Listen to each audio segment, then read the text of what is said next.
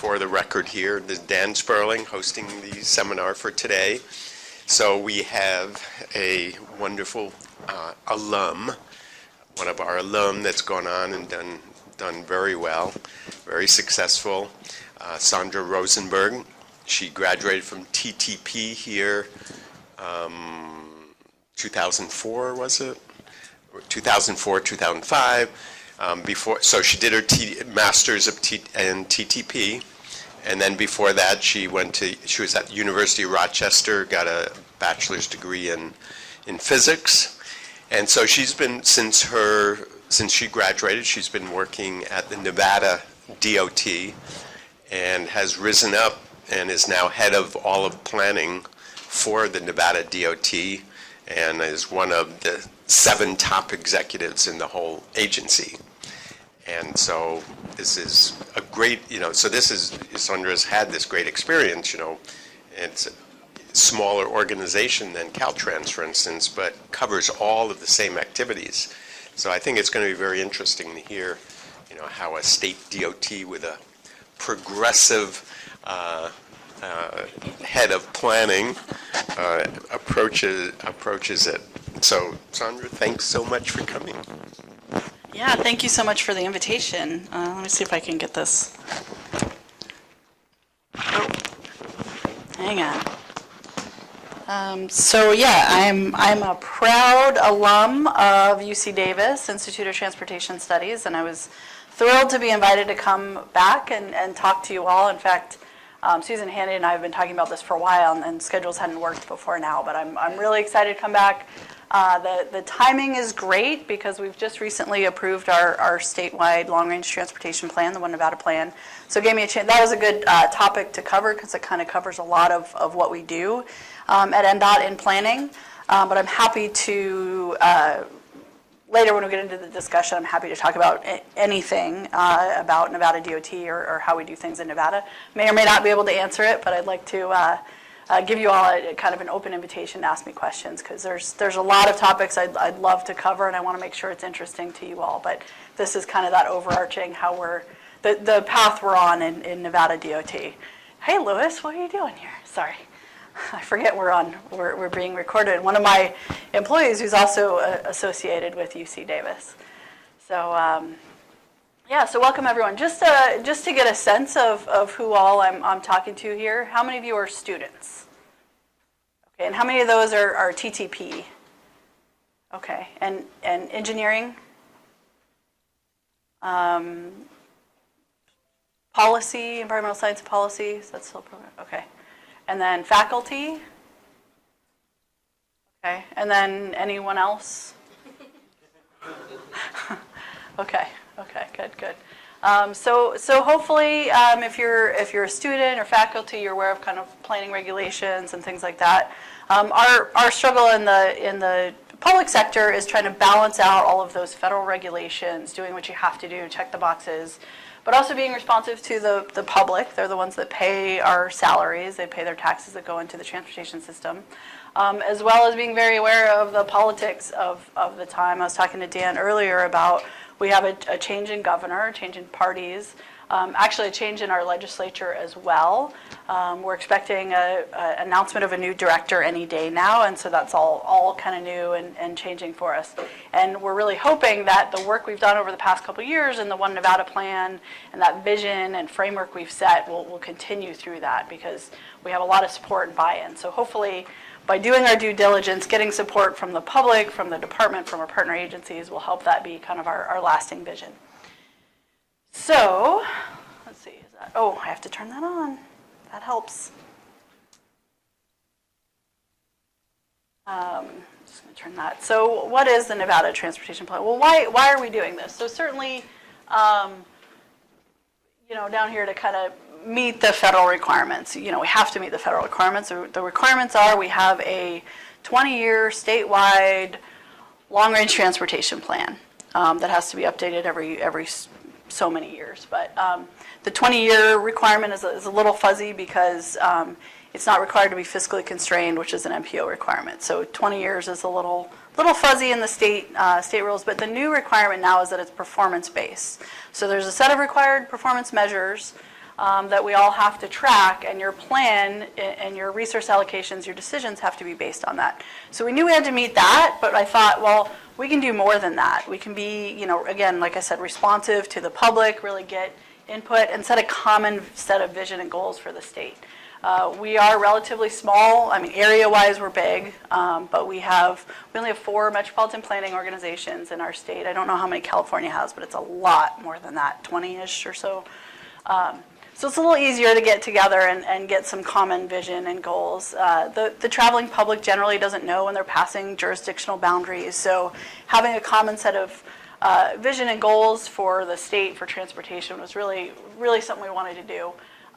Summary of the statewide needs, really putting things in perspective. Everyone's concerned about their neighborhood and their jurisdiction, but setting that statewide framework. We know Las Vegas has traffic issues, but Reno's growing too, and there's still safety and preservation needs in the rural areas. So putting that all into a framework that everyone can understand. And then setting a roadmap for how we're going to do prioritization in the future based on all of these needs, these statewide requirements, or these statewide needs, the public, the politics, and meeting the federal requirements. So we wanted this plan to be strategic, collaborative, comprehensive. We wanted it to be responsive, forward-looking, and performance-based. So those are all nice sounding words that us planners like to throw out there. But we really took the time to think about what does that mean? So as you all know, we're in a rapidly changing world in terms of technologies, policies, travel behavior. So again, meeting the needs of today, but preparing for those needs of the future, even if you don't know what that future is. So having a plan that's collaborative with your partners and adaptive to the changing needs. So you don't set a priority saying, we're going to do that in 10 years. In 10 years, you find you don't need that. You need to have the flexibility to make those changes. So how was this plan developed? We had a robust input process. And I think sometimes on the engineering side, they got a little impatient with this, but we really felt it was important to include all of our partners, and that includes all of the modes. Even though we're the Department of Transportation, we're still trying to outgrow that history of a Department of Highways, which is really still the primary travel mode in Nevada. But we're trying to expand that and really work with our partners in aviation and freight and rail and bike and ped. We also wanted to make sure we included experts in our transportation partners, the metropolitan planning organizations, the transit providers, but also those in various fields like economic development. Where do they see the economy going, and what are the transportation needs there? And then what are the technology implications? What are not only the current federal requirements, but the policies we're seeing come out of both DC as well as Carson City in our case. And not to mention, we are continuously improving our partnership with California. We have such a tight connection from the transportation purpose that it's important to reach out to our neighboring states as well. So the first thing we did, in addition to kind of frame out that network of support that we needed to build this thing, is set our vision and our goals. So the vision we came up with was a safe and connected multimodal transportation system that links Nevadans and supports the state's economic vitality. So again, nice sounding, fluffy words, but we had to put that and say, okay, that's our vision. Everyone can buy into that. What are our goals? And this took quite a bit of work too. Enhance safety, preserve infrastructure, optimize mobility, transform economies, foster sustainability, and connect communities. I set a goal for our team, the consultants and the staff that were working on this, of 5, no more than 5 goals. And that was the first failure they provided me, was we couldn't narrow it down more than 6. But all important issues to the state and our role. We're the state DOT, but we're not in charge, right? So our role in supporting the state's economy and our partner agencies. So I won't go into the detail of how we defined all those. That took lots of meetings and lots of wordsmithing as well. But those were the goals we set for this. Then the difficult part was actually setting, how do you measure that? How do you compare these goals? And how do you find priorities that meet multiple goals? Or how do you weight the goals against each other? So those are issues we're still working through, and probably will for quite some time. But how do plans support Nevada? So I talked about our different metropolitan planning organizations. And so NDOT is responsible for the entire state. Sometimes the urbanized areas forget that we're actually a partner in their urbanized area as well. We're not just responsible for the rural areas, although we can't forget about the rural areas as well. So we work very closely with the metropolitan areas in southern Nevada, so Las Vegas and areas surrounding it. Washoe County, which is Reno, Sparks area. I don't know if you guys are familiar with that.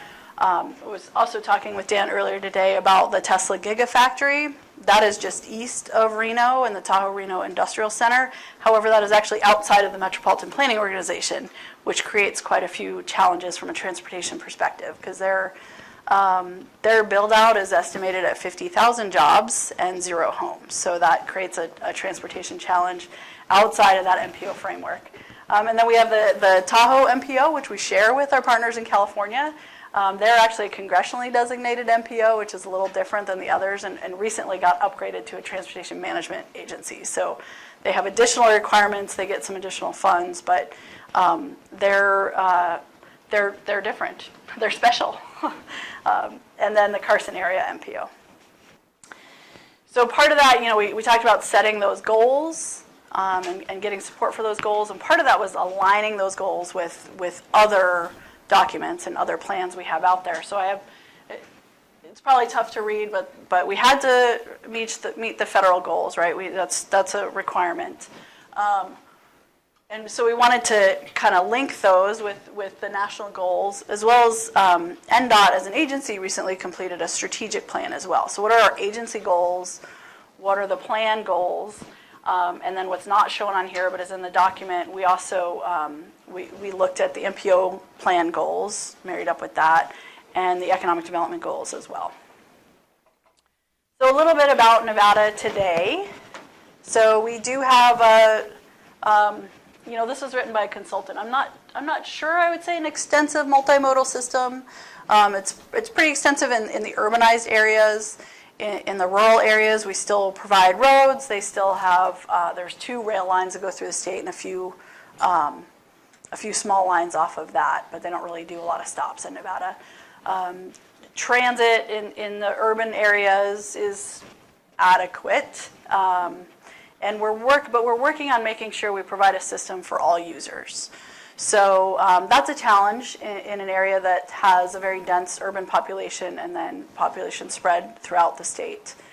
So certainly we have to preserve the infrastructure we have now, but also support everything else. So we do have 4 urban transit systems and 44 rural providers. A lot of those are kind of small volunteer entities that give rides for medical and food assistance, and we help support that through our federal grants.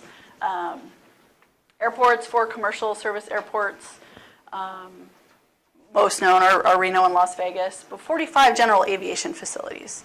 That's another area. Our role as a state DOT is fairly minimal. We have 1 aviation person who coordinates with those 45 general aviation airports to help make sure they're getting the federal grants they need. So those are the things we forget about with an agency of about 1,800 employees. We have 1 for aviation. So again, we're working on diversifying a little bit, but these numbers help set where we are today. So there's a map of our system. As you can see, there's a lot more colors in the urbanized area that shows a more diverse mode selection. But we do have a number of roads out in the rural areas where there's a sparsely spaced population that still needs transportation service. Transportation safety. So like the rest of the country, we're seeing fatalities increase again. There was a dip during the recession. Unfortunately, it's increasing again. And it went up again. We just got our numbers for 2018, and it's gone up again. So that's unfortunate, and we have to do more. So figuring out what those strategies are and linking with the other needs as well. Preservation, this is a big one.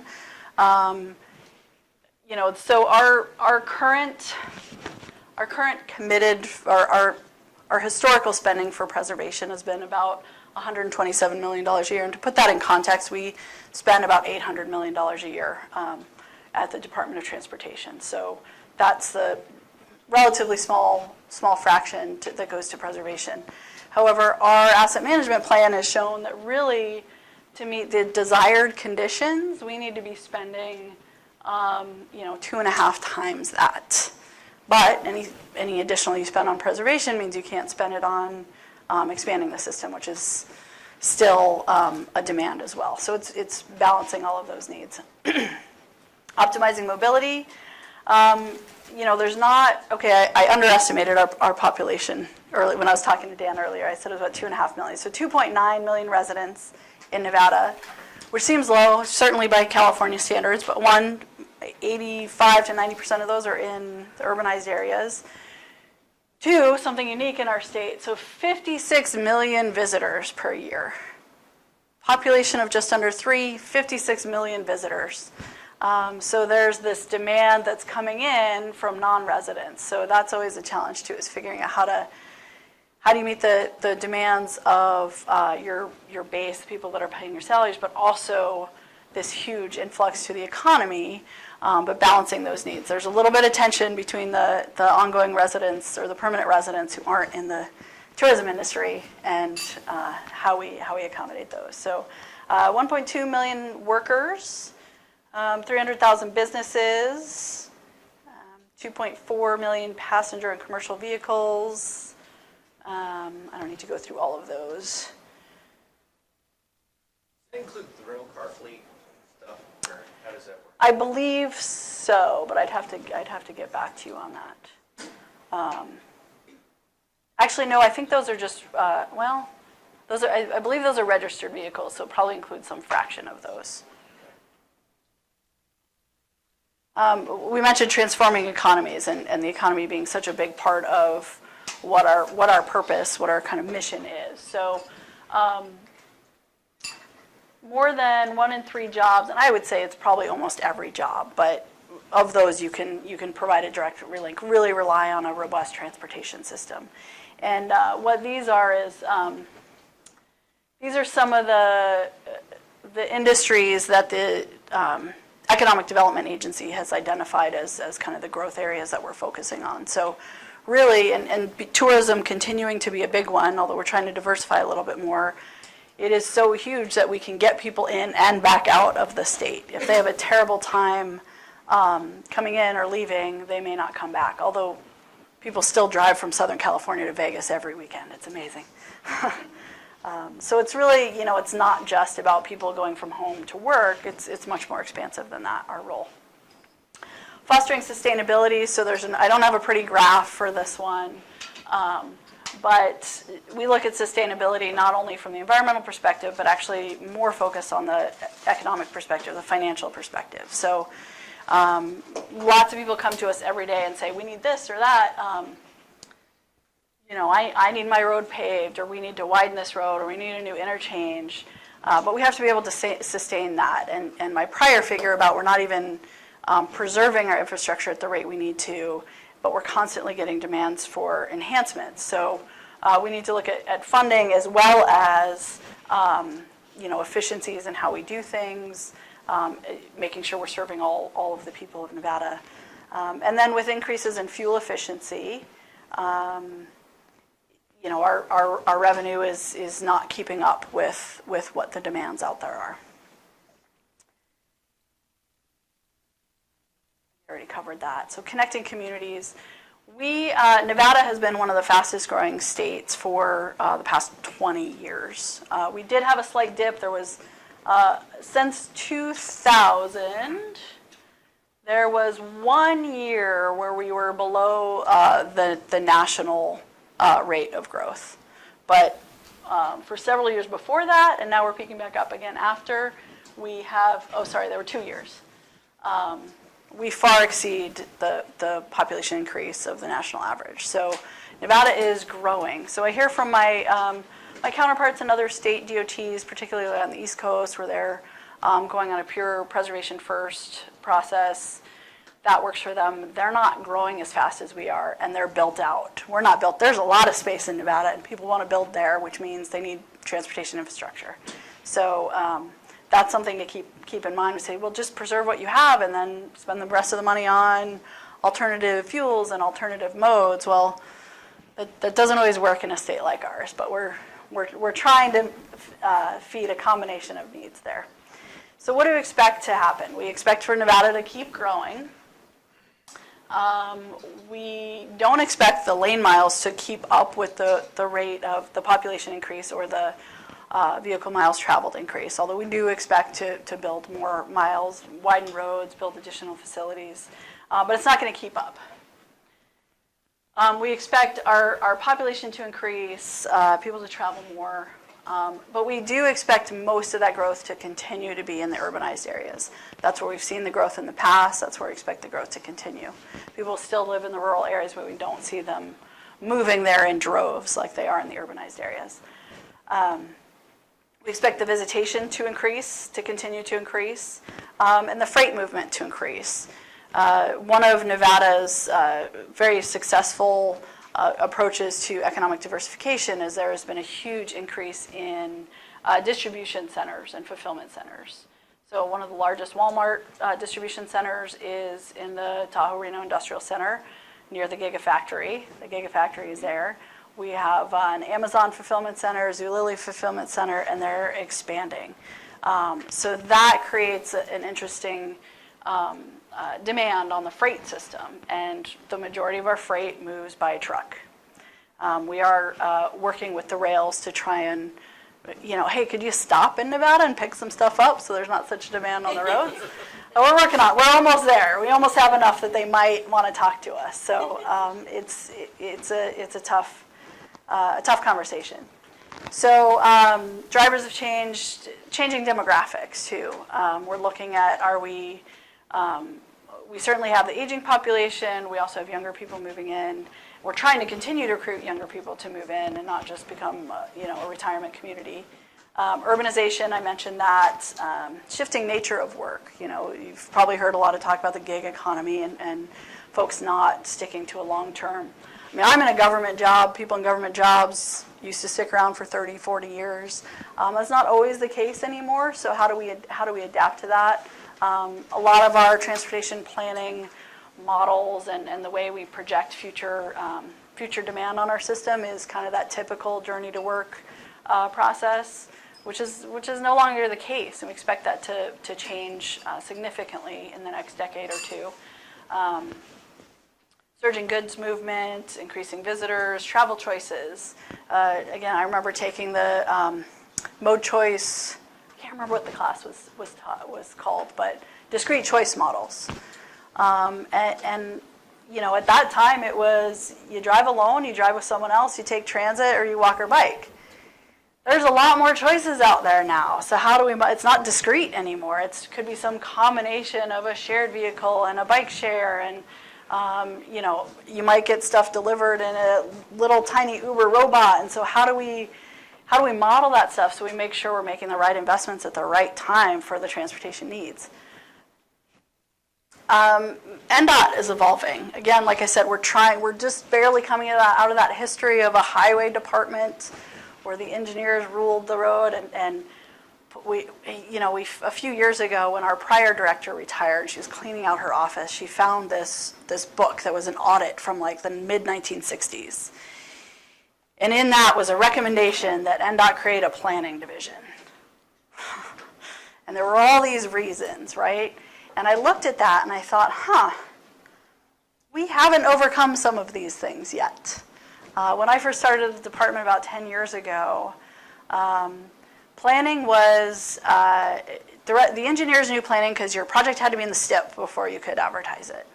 And then planning was where people went if they wanted a career at NDOT and didn't have an engineering degree.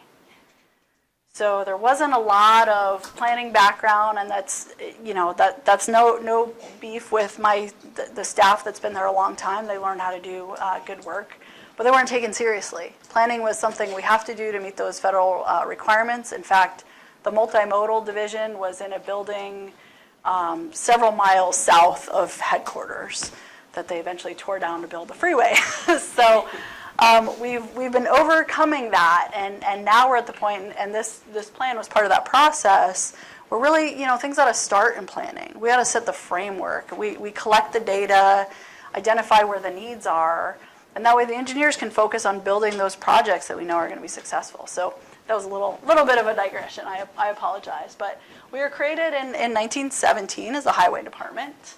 The name changed in the 1970s. So quite a bit of history there as a highway department. In fact, it was safety, 1950s. Interesting, we didn't start counting, started counting data 2 years after we became a department.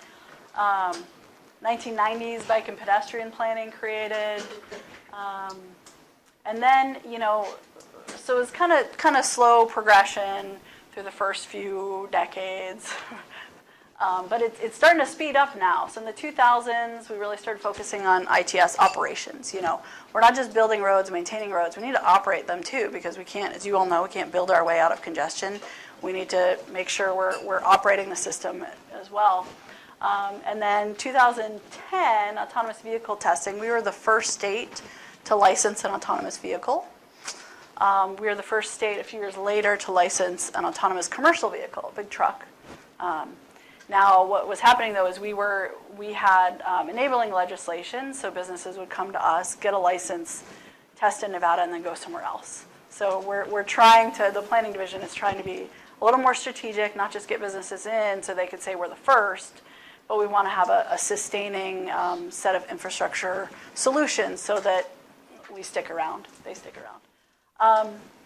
So just last year, we created our new innovation planning section, NV2X, Nevada's transportation connection to everything. So, two brand new positions. Unfortunately, because of state classification rules, I know this is a broadcast, and I hope I don't get myself in trouble, but my lack of filters haven't yet, so I'm hoping that I can continue to be perfectly honest. But due to classification rules with state work, and I don't know if you guys have worked for the state, if you understand that. So they're kind of mid-level planners. So they're not necessarily experts in emerging technologies, but they're folks that we have dedicated to focus on preparing NDOT for the future of these innovative technologies. It's not enough people. They don't have enough background yet, but it's a step in the right direction. And so we're sort of anticipating what may happen in the future. And are we going to transition from a highway department to a Department of Transportation to a mobility agency? And what does that look like? And what does that mean? Are we going to be continuing to provide the transportation solutions? Are we going to be a broker of transportation solutions? And I think all of the state DOTs are having this sort of identity crisis from being kind of the king in the room. We're the state DOT to going, oh, we're a consideration for other mobility providers. So what's our role in the future, and how do we evolve so we don't get left behind? So as part of this whole process, I mentioned at the very beginning it was important to get involvement from all facets, from the public as well as our partners. So we set up a steering and advisory committee. The Transportation Planning Advisory Committee was actually a rebranding of an advisory committee we had before that had kind of lost its luster. People were coming every couple months and going, what am I here for? What am I advising on? The State Transportation Board doesn't even know I exist. So we kind of reframed that as we were preparing for this plan and preparing for this plan, setting the framework and guidelines for how the department operates, that they would be the steering committee for this effort.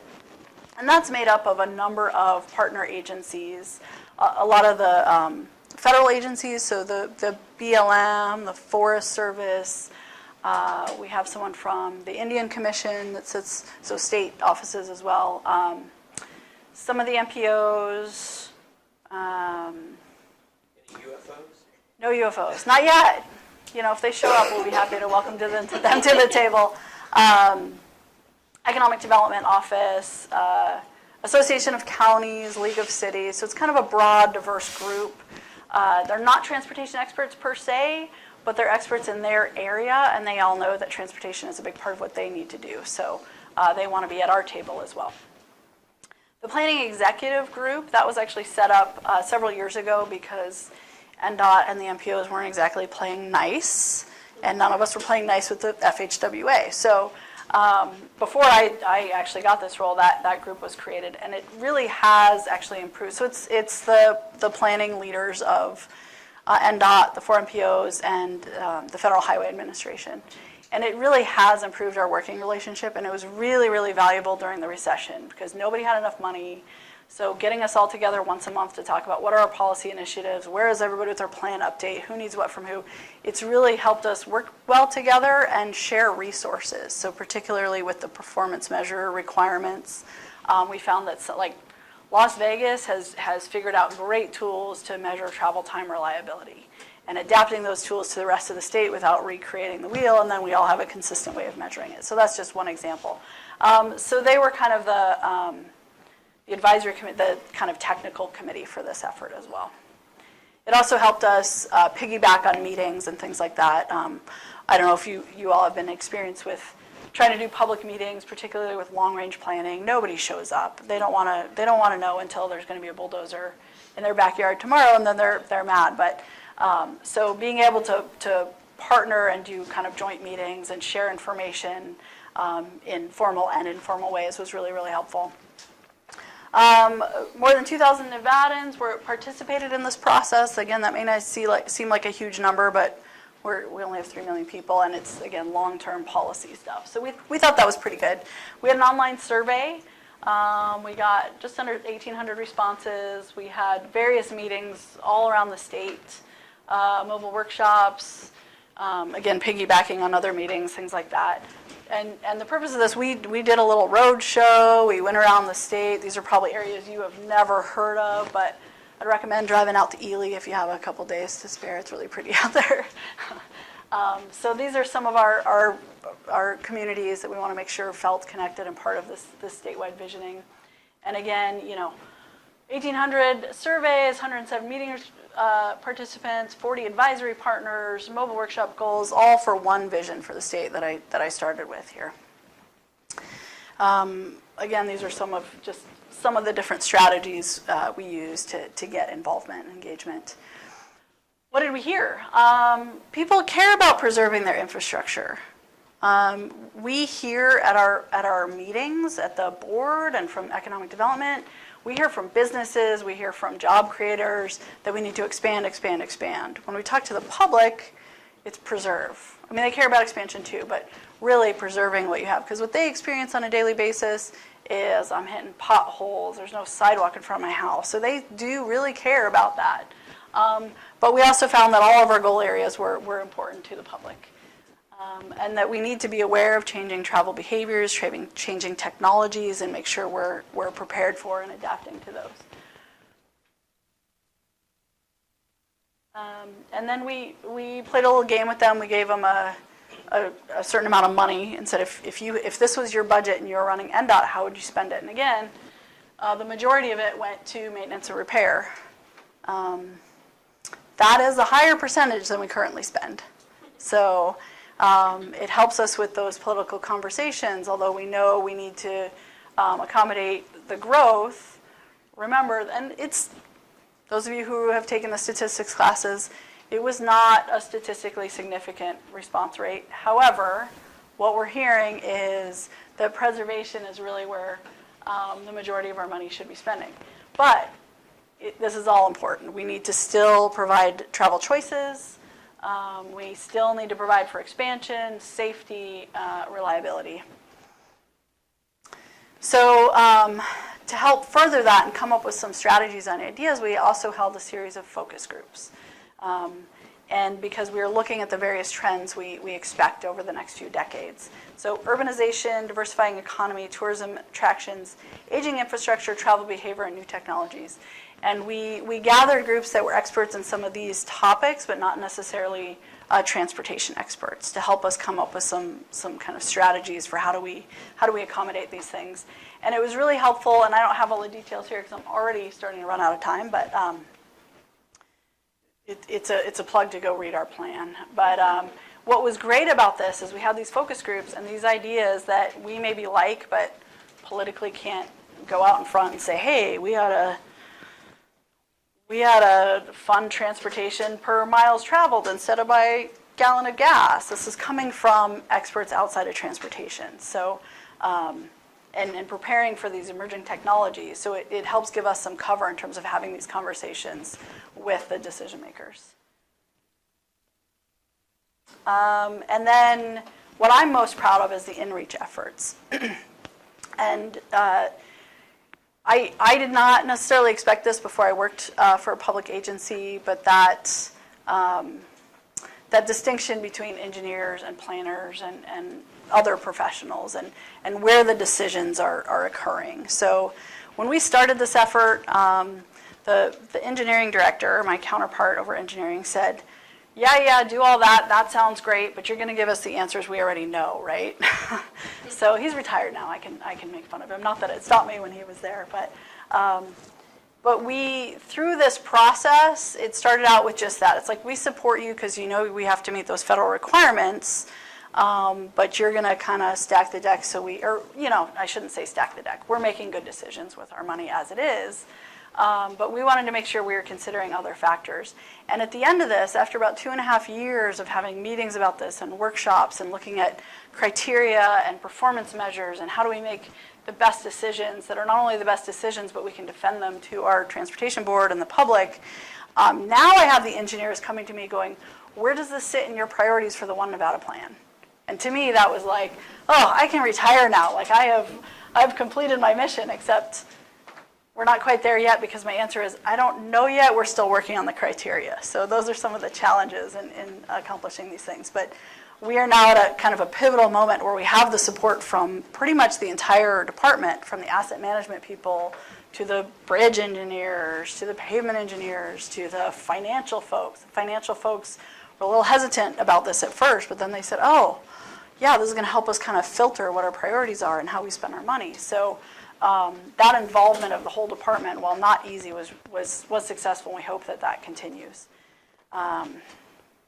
Nevada acts. So again, I'm going to kind of bring it back to where we started. We have to meet these federal requirements, a performance-based plan, develop measurable goals and objectives. That's something we're still working on. We have really good measures on pavement and bridges because that's been a requirement for a long time. But trying to come up with measures for how we meet those modal options. People want modal options. How do you measure that? Miles of sidewalk, well, does that really show that it's connecting the right community? So this is something we're working on. I was happy to hear at TRB a couple weeks ago that there's a lot of national research on there, and these measures are starting to come up because we're not the only community struggling with that. So again, some measures are really established and the target setting was really easy. But others we're still working on. We don't want to say, well, we don't have the data for that, so let's not measure it. But it's one of our goals, and it's what the people are telling us. So this is an evolving process. And so what this leads to is a process to allocate resources. People forget about this. Oh, planning just has to do their thing to meet those requirements. But at the end of the day, planning should be where the priorities are set and where you allocate your resources. And that's turned into a requirement too. So we're working on the process. We've set our targets for the first round. We're working on a prioritization process. And then it's ongoing measurement and adoption and changing. And this is our process that we're working on right now. We're working on a form that almost any project or any need, any request can get the basic information so that we as planners can go out and say, is this really a need? Is this a want or a need? And if it's a need, we gather additional information. Does it meet? Is it a need based on our goals for the One Nevada plan? And then is this something we want to invest in? And then we have our friends in scoping on the engineering side help us kind of develop that a little bit more. Once we have more detail, we can do a more detailed prioritization and start allocating resources and what's the value for the money spent. So this is a work in progress, but we're making really good progress on it. So again, on the money side, our money's not keeping up with the increasing costs of building projects, and it's not keeping up with the efficiencies in fuel economy. Fuel economy is a great thing. Electric vehicle expansion is a great thing. Hydrogen vehicles are a great thing. But then we need a sustainable funding source for the transportation system. And we as a state DOT get caught in these crosshairs where if we say, we can't spend money on electric vehicle charging because it impacts our revenue. And that's a tough place to be in because we want to support things that are good for the environment and for the energy spectrum. But then we still, these cars still need roads to drive on. So we need to keep emphasizing that point that we need to find a different way to fund our transportation. I won't get into the details of how we're funded, but primarily in Nevada, our funding is almost entirely state gas tax and federal gas tax, but it's very much reliant on that. I believe in California you have other sources like sales tax and things like that. So ours is purely gas tax. So again, it puts us in a tough spot, and it limits what we can spend our funding on. So we just like to highlight that. And then when we start talking about it, people get very concerned, saying, I already pay too much. And so we like to put it in perspective. The average Nevadan spends about $10 a month for the state on state gas tax. And what value do they get out of that? Maybe it's double that if you factor in the federal as well. So you get a lot of value out of that $10 to $20 a month, right? So just putting some numbers to help that conversation. Future funding strategies. I'm sure you guys hear about this in your classes and seminars and things like that. So tolling, Nevada is not allowed to toll on our highways. It's prohibited per statute. So that's currently a non-starter, but it does come up every few years. Road usage charging, we do participate in the Road Usage Charge West Consortium, which is the western states. We've had a fairly minimal role. Again, we have a new governor coming in. We'll see what his appetite is for enhancing our conversation on that topic. But again, just relying on taxes on fossil fuels is not a sustainable solution. So we're just trying to further the conversation.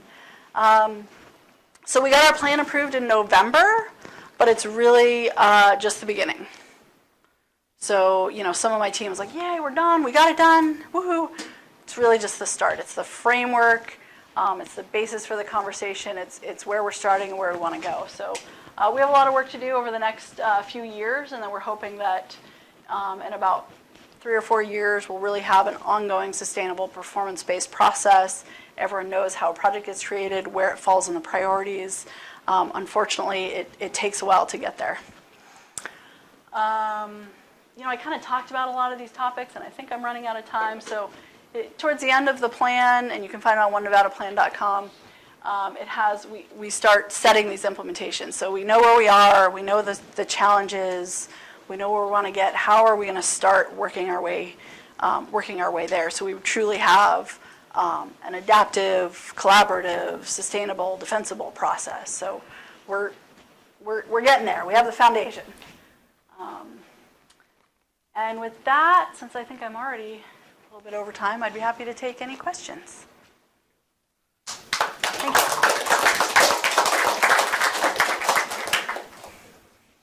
What was exciting about hearing information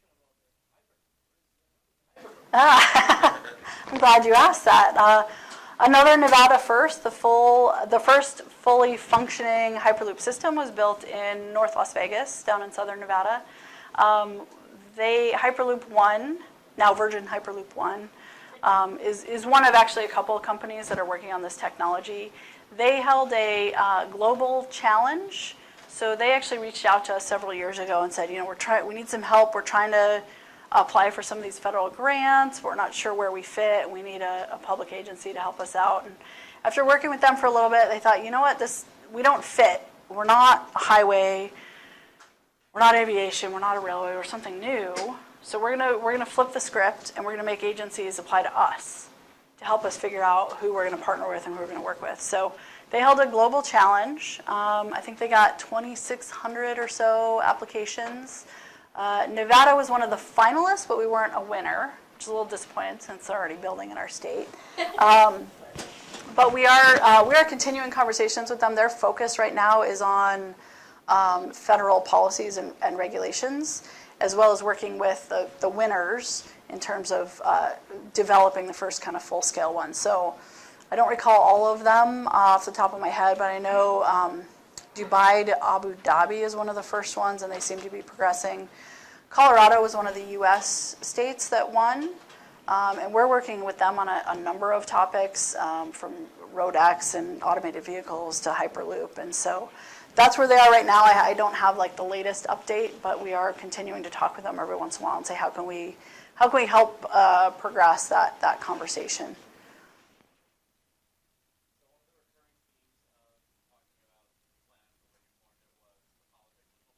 And then something you mentioned a couple times is that there's going to be a change of governor, change of party, and you're probably getting a new director.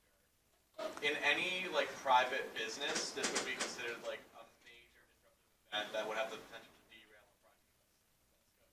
Whereas in a public agency, this is kind of a yes, this is just a thing that happens from time to time. So how does a public agency insulate itself from the really disruptive effects of having that kind of rollover and change Right. in leadership?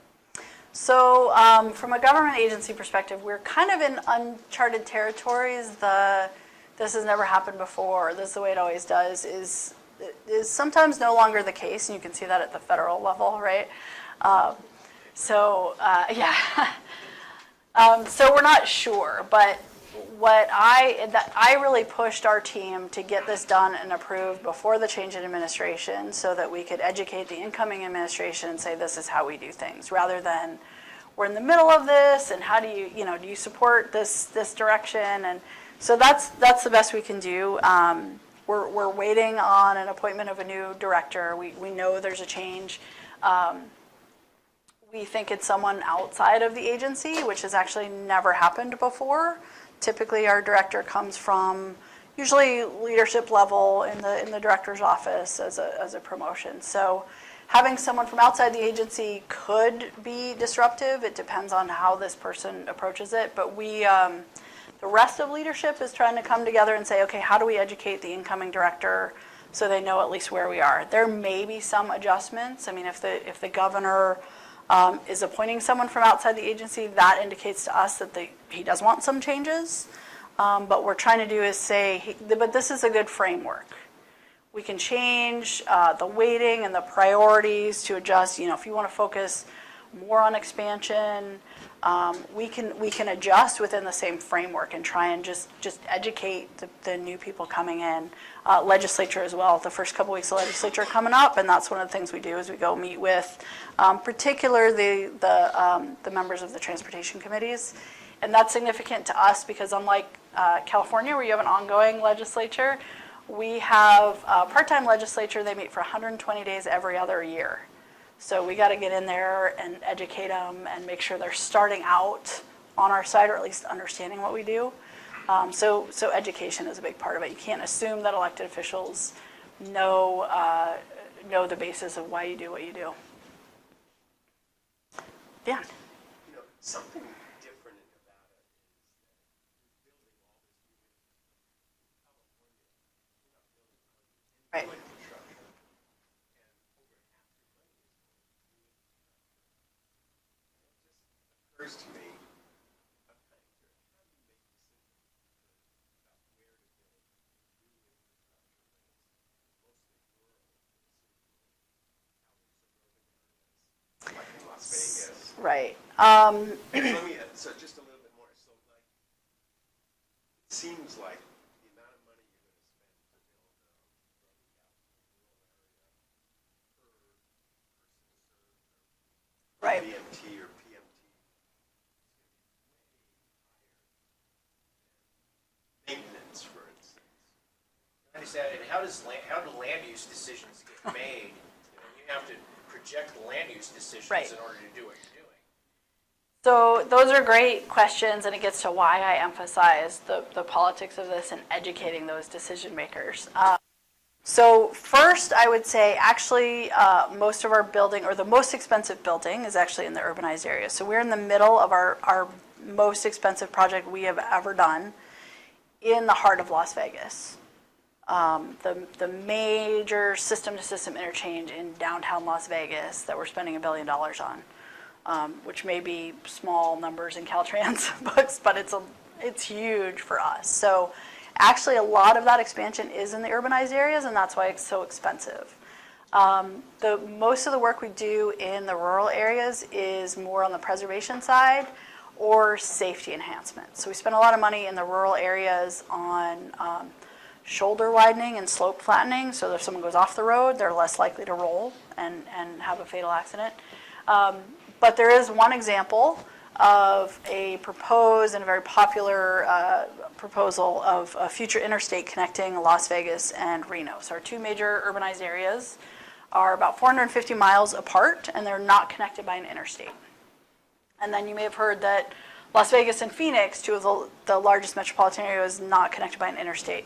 So we worked several years ago with the state of Arizona on a plan for Interstate 11, which at the time when we first started, it had just been designated from Phoenix to Las Vegas. So we worked on a plan for that, but we also planned for where does it need to go from there. And so since then, it has been designated by Congress all the way from Nogales to Interstate 80.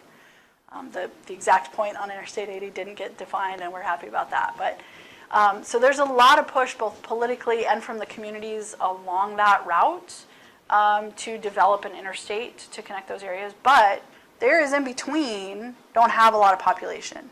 And there is truck movement, but it's really not at the numbers that would justify the type of investment for an interstate. So what we're trying to do to balance all of that is to say, okay, we see a future need here. There's certainly a benefit. And one of those, if you build it, will they come kind of concepts. But there is an economic case to be made to connect those by a bigger, a higher level road. But we don't get any more, we don't get any additional funding just because we have a designated interstate. You actually have to build it and have the miles and all of that. So we're trying to strategically invest in safety improvements and operational improvements that will eventually become part of an interstate. So adding some passing lanes or widening to 4-lane divided highway where we can, where there's a current need or an imminent need, rather than go in and take all of our money and build this huge interstate connecting these urban areas for the sake of connecting urban areas. So it's constantly a balance. For the land use issue, we have no jurisdiction over land use. However, we've tried to be more proactive and our partners at the metropolitan planning organizations and at our district offices have been kind of more aware of when there's proposed projects of any size, getting kind of our input on it. It's another delicate balance. We can't even be perceived as trying to influence land use decisions, but we try and look at it in terms of what's in the regional travel demand model. So at the MPO level, what are they assuming for those land uses? And how is, if there's a proposed change in that, is it really generating more traffic or not? So we try and kind of limit it to that, but one of my goals is to be more involved in that process, the regional land use models and things like that. We're not there yet, but we're just trying to become more aware and let those local agencies that are responsible for it know that we'd like to be at the table, not to tell them what they can or can't do, but so we can properly plan for it. So we're trying to take those steps. We had an interesting situation about a year ago, a year and a half ago. There was this big housing development proposed north of Reno. Now, one of the worst traffic areas by Reno standards, not California standards, is what we call the North Valley. So just north of Reno, there's a lot of houses out there. They're all coming into the downtown area for work. And over the past few years, that congestion has really significantly increased. Amazon moved their fulfillment center from east of town to north of town. So now there's trucks in the mix as well. So there was this big housing development proposed, 4,000 homes, which again is a lot by Reno standards. And we got pulled into that. And so my first question is, well, what's assumed in the model? Well, it was previously zoned industrial.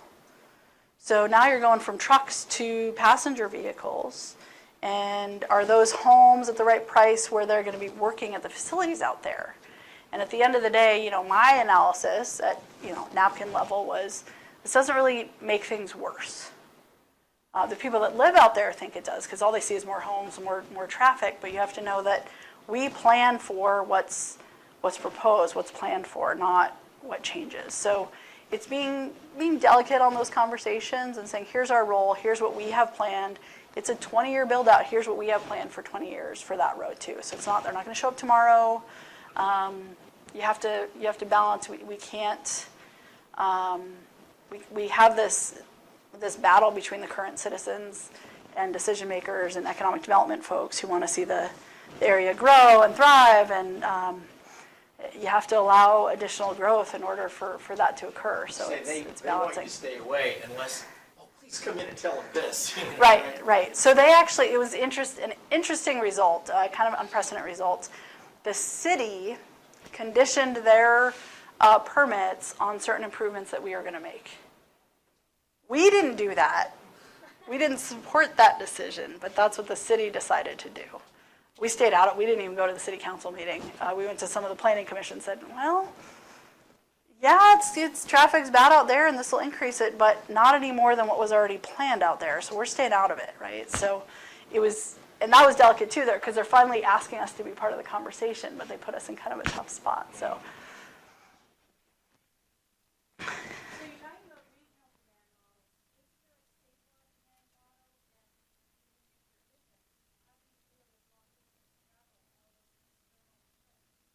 That is a great question. I don't know that I have a great answer, but the answer to your first question is yes. So about maybe 6 or 7 years ago, we created our first statewide travel demand model. And then through various staff losses, it didn't really get kept up. So we updated it as part of this effort. I have mixed feelings about how effective that is because, we have our urbanized areas where there's a complex network. And then it's really a few lines that connect the other areas. But one of the reasons we wanted to do it was this rapidly growing industrial center east of Reno that's not captured in that regional travel demand model. So we do have it. We're still figuring out how we're using it. We rely on a lot of traffic counts and surveys also to figure out where those trips are coming from and going to. A lot of our trips to the external areas, particularly on the truck side, are through trips. We're still, even though we're enhancing our fulfillment, distribution, warehousing, tech also, we're still primarily a pass-through state. So that's why it's so important that we have a good partnership with California and Utah and Arizona to understand those patterns. So I don't know if that's a great answer. It's something we're kind of working on. Luckily, from a forecasting perspective, the rural areas are not really growing a whole lot or changing a whole lot. We do have mining industries that sometimes, utilize our facilities and grow and shrink and close, but compared to the statewide demand, it hasn't had a huge impact.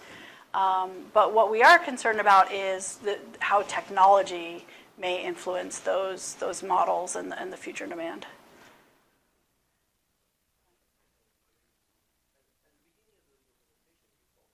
Mentioned multimodal transportation in the state, and certainly there was some of the emphasis they talk about, but also most of the investments in the state are really going into road maintenance or expansion of the road infrastructure mainly. And I wonder, what is your thoughts about promoting multimodality? Yeah. Is a priority, also considering the geography of the state and current infrastructure, Right. also considering the massive growth of population, Yeah. congestion in the cities. So that's a huge challenge for us, and part of it is reminding everyone that we are a Department of Transportation. I just remember, you're supposed to repeat the question. I haven't done the last few. Oh, sorry, and she told me that. So the question was, that we talked about the importance of multimodal and modal access and opportunities, yet the majority of our investment is maintaining and expanding the roadway system. Does that capture it? And so how are we accommodating that or balancing that? So it's a huge challenge for a number of reasons. One, that history of being a highway department. The majority of our trips, the majority of our system is highway. However, there is a desire from the public to have access to different modes. So figuring out how to kind of change that mentality and figure out how to prioritize those things is tough. And we have a lot of engineers who want to build roads. But the bigger challenge actually has to do with the funding. So remember I mentioned all of our money, the majority of our money comes from gas tax. So not only is it sort of a nexus issue in terms of I'm paying for this, I should get the reward of it, because we do hear that when, particularly at the local level, when they're using gas tax revenue for complete streets and things like that. Some of the vehicle drivers get a little grumpy about that. At the state level, in our Constitution, it says that the revenue from the gas tax must be spent on constructing and maintaining the state highway system. So then we have a lot of discussions with our financial folks and our legal folks and other partners in terms of what constitutes the state highway system. Is it literally just the highways? Does that include sidewalks, bike paths, things like that, or does it not? Is it only, argument I've been having for several years, it actually says highways of the state. That's what the actual quote is. So I've been having this discussion.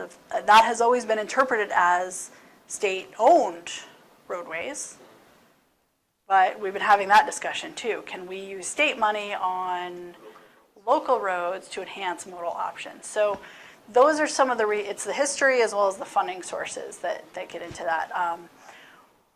Our strategy so far has been, well, of our federal sources, what can we use for that? And then how do we support the local agencies to complete those things? And sometimes it's, we'll help maintain these roads that are still part of the state system if you use your money to help provide modal options. So it's an ongoing struggle, but really the funding is a really big part of that. But it's also the education piece too. Like how do we educate those decision makers? We're not just saying we need money because we want to build more roads. We're saying we need different colors of money so that we can meet the requests and the demands of the taxpaying public. So other states have the same problem. Oh, yeah. State of Georgia has also Yeah. the mandate they cannot use taxes to fund public Right, transportation, for right. instance, And for equity. yeah, and so that's the interesting things about bills such as SB1 that just escaped being repealed, right, in California. That it's a combination of funding sources that then go to a combination of transportation solutions. So we have a very set funding source that has a pretty limited scope of what we can spend it on, and we're trying to have the conversation about how do we expand that. Did you have a follow-up?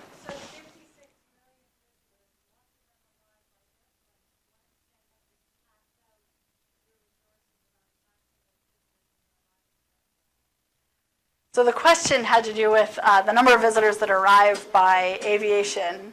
I'm hit or miss on repeating the questions, I apologize. The number of visitors that arrive via airports, and have we found mechanisms to gather revenue from that source? And I don't actually know the full answer to that. Our major airports, our major commercial airports, McCarran International in Las Vegas and Reno Tahoe, are primarily, they're sort of a quasi-government organization, but they operate more like a private entity. The state DOT doesn't really have any mechanism for collecting on that. However, the counties do, and I don't know that they have utilized that. But that's a great comment. That's something I will look into. But I am always surprised at how many still drive in. A lot of people don't mind sitting in traffic for 8-10 hours on I-15 to get to Vegas for the weekend. I don't get it. But I can see waiting for Tahoe. That makes sense to me. But that's where my recreation desires are. But The funding issues, like you mentioned properly, like the fuel taxes, the issue of electric vehicles. Right. They don't pay fuel taxes. For the same reason, like moving forward in the future with alternative fuels, there will be more and more need Right. to move to other systems to provide revenues for transportation. So you briefly mentioned as one of the areas are road user charges. yeah. What is your thoughts on that and the vision of the state? I think Nevada is already planning on that. It's already experimenting. Right. And how do you think that can be combined also with other types of charging to fight congestion, reduce single Right. vehicle, and promote higher occupancy or other things. How is that not a version of a toll? That is forbidden. All right. So the question had to do with road usage charge and funding opportunities and making sure we're, acquiring some fees from those vehicles that currently don't pay. And if we instituted some sort of road usage charge, how is that different than a toll? And I am not a lawyer, but apparently it is somehow. So Nevada has been involved in the conversation on road usage charge or vehicle miles traveled charges for at least as long as I've been there. I know when I started at the department 10 years ago, we were establishing a pilot. And then it's interesting sometimes how you end up getting to the same point by a different path than you expected. So at the time, we had a partnership with RTC of Washoe County, the Metropolitan Planning Organization in Reno, and they were working with us on that. However, they had recently passed a fuel tax indexing measure. So I neglected to mention that, but in both Washoe County and Clark County, our metropolitan areas, they have both passed measures to index the fuel tax to the rate of inflation, which helps, right? But it helps fill that gap with the system that we know is not sustainable, right? It's still taxing gasoline vehicles only.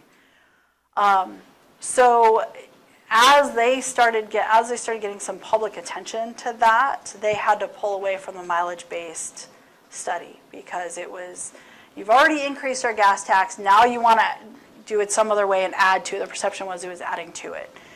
And then it was just a few years ago when Clark County did something similar. However, in Clark County, the conversation went something like they had a group of stakeholders with various interests that helped promote and educate on the benefit of having an index gas tax. Some of the members of that committee owned Teslas. And I wasn't at this meeting, but the story goes, someone raised their hand and said, well, I'm not paying anything. We don't have enough money and I'm not paying anything. So I think this is a short-term measure. We ought to look at something else. So every session, last few sessions, something has come up about a registration fee or something like that. But I think there's starting to get a broader awareness that the indexing of gas tax or any increase of gas tax is a temporary measure.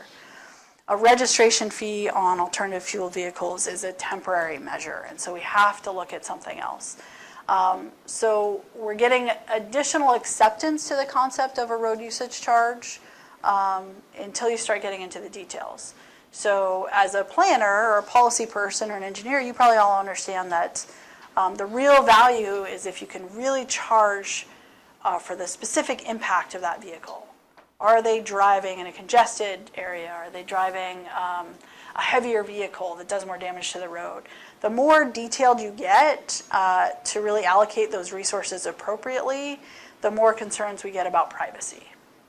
So that's the challenge we have right now. So we are going to continue to partner with other states in terms of pilots and how do we figure out the mechanisms of this. Previously, we haven't really gotten the authority to be out in front on this, but one example is the California pilot. We went to one of the RUC West meetings, Road Usage Charge Western Consortium, and they said, well, we're really going to focus on just internal trips because we don't have a lot of external, in the grand scheme of all the trips in California, the external trips to and from other states is minimal. And I said, well, but it's a big deal for us, and we all know that one state alone probably can't institute this. So if your neighbor to the west, although it's not a big impact from your total numbers, it's a huge impact for ours, 56 million visitors. And I think 2/3 or 3/4 of that is actually driving in. So they said, well, yeah, we hadn't thought about that. So they actually actively recruited Nevadans to participate in that pilot, to better understand that mechanism of how many trips and how do we measure that. So I don't know if that fully answered your question, but it's something we're continuing to look into and have conversations about. And as a state agency representative, it's interesting. We can, especially as we're getting into legislative session, we are constantly reminded we can educate but not advocate. So we're trying to continue to gather data and talk about impacts and opportunities and things like that. We can't say this is a great idea, but we can say is, here's the challenge with how we are currently funded. Here's an opportunity. We understand there are challenges with that. How do we gather the information to make you feel more comfortable with having this conversation? So in the 10 years I've been there, the conversation has evolved. We're not quite there yet, but we're getting there. Depending on the way it's implemented, there's also Right. a possibility to try to solve additional problems. Like Correct. congestion issues, like if it is location-based or time of day based, and so on. Right. Requires a specific scheme to implement something like that. Right, and eventually it may be a third-party solution, you know, something like that. So, Mike, did you have a question a while ago?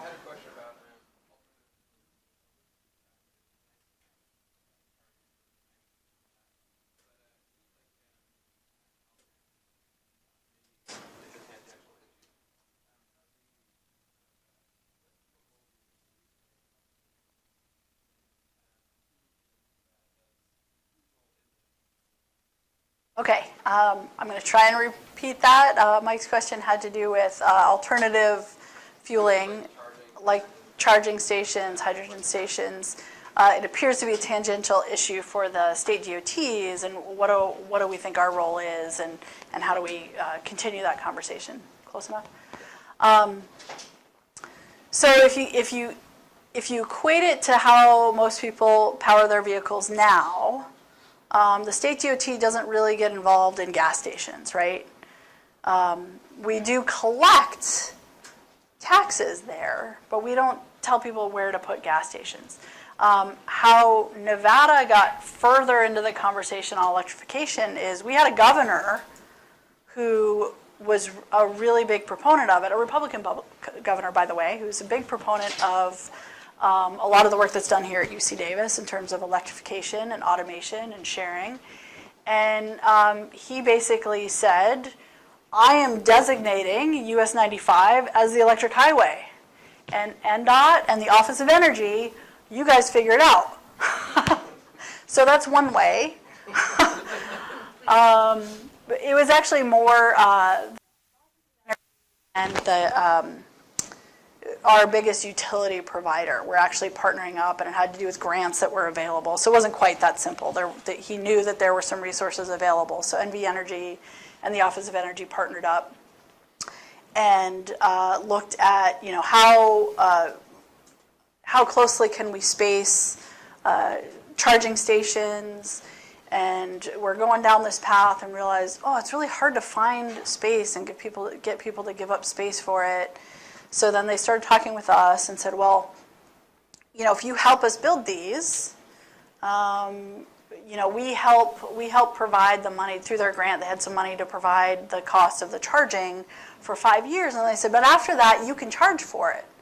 I said, well, no, we can't, because there are rules about federally funded highways, and you can't actually generate revenue on them. So, and then there's the issue of we can't spend gas tax money on, you know, fueling stations, essentially. So we've been working through those issues, knowing that it was a priority for our government. And then he expanded it not just from 95, and that's Future I-11, by the way, connecting Reno to Vegas. It was, I want all the major roadways to be electrified. So I don't know if you guys have ever been up US 93, which goes on the eastern part of the state, from Las Vegas to Ely to Wells, east of Elko, not even through Elko. Like we're going, well, who's going to drive their electric vehicle up this? So, you know, we've strengthened our partnership with the Office of Energy, and we've kind of changed the strategy because part of the concern was, okay, if you put a charging station in the middle of nowhere, one, are people really going to use it? Are they going to take that risk? Two, how do you prevent any sort of vandalism? How do you assure their safety? You know, people know if you're charging a vehicle, you're going to be out there for a while, right? So we kind of help them change the strategy, and we still encourage them to go to private sector first. So if there's a hotel or a state park or something, some activity to try and work with them. And if not, we start looking at our maintenance stations, which are generally located as close to a town as possible where they're near stuff. And then we have staff there that can help watch it. So we've kind of evolved our conversation about it. Governor Sandoval has left office. We're not sure if that's still going to be a priority, particularly connecting in those rural areas. But it's been interesting because it has strengthened that partnership and that consideration for, well, it's still people traveling on our roads. And we need to accommodate, we need to make sure they can travel safely on our roads. And how we got around the funding issue, we're not spending a ton of money on it, but we are spending a little bit. The state also instituted a fee on TNCs, transportation network companies, Uber and Lyft. So there's a per ride fee on those services that goes to transportation, and it doesn't have the same limitations that the gas tax does. So we're using some of that money to help with the charging stations, and we're using some of that money to help with safety education, because in the most recent federal transportation bill, they removed that from being an eligible expense from our Highway Safety Improvement Plan funds. So we're always juggling fund source and colors of money, and but if we always try and go back to, we are supposed to be providing a service for the traveling public. So how can we, what combination of rules and colors of money can we pull together to meet those demands? Do I sound like a politician yet? Okay. All right. Thank you Looks very like we're out of time. Thank you all so much. But I'm around for a little bit if you have more questions.